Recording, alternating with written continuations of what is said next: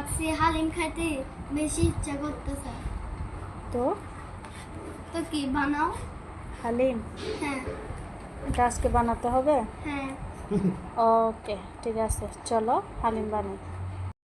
হালিম বানানোর জন্য প্রথমে আমি ফ্রিজ থেকে একটু মাংস খুলে এগুলো ভিজাতে দিব। মাংস ছাড়া তো আর হালিম রান্না করা যাবে না, তাই এই যে এখানে একটু মুরগির মাংস নিয়ে নিলাম। চলেন রান্নায় যাই।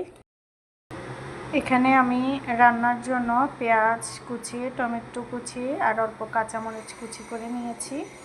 এখন আমি হালিমের যে মিশ্রণটা আছে সেটাকে ঢেলে নিব।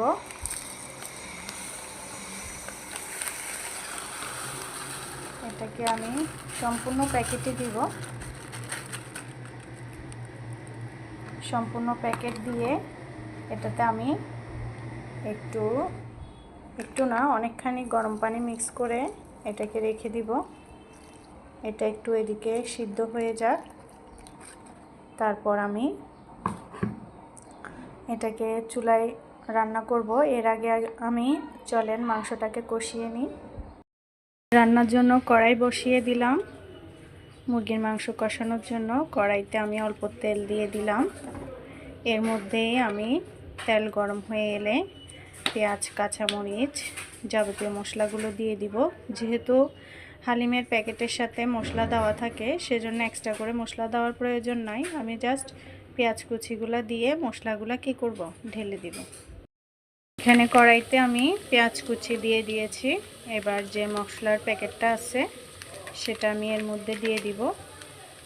সম্পূর্ণটা দিই নাই, যেহেতু আমার বেবিরা খাবে, বাচ্চারা খাবে, একটু ঝাল হতে পারে, তাই সম্পূর্ণটা না দিয়ে 3 ভাগের 2 ভাগ দিলাম।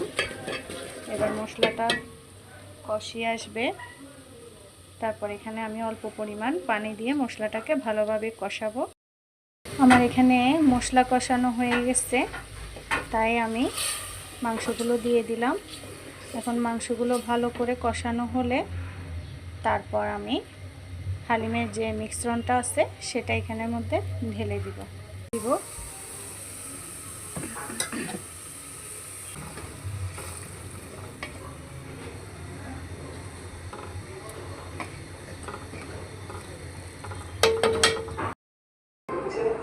হয়ে গেল আমাদের yummy yummy tasty tasty Halim.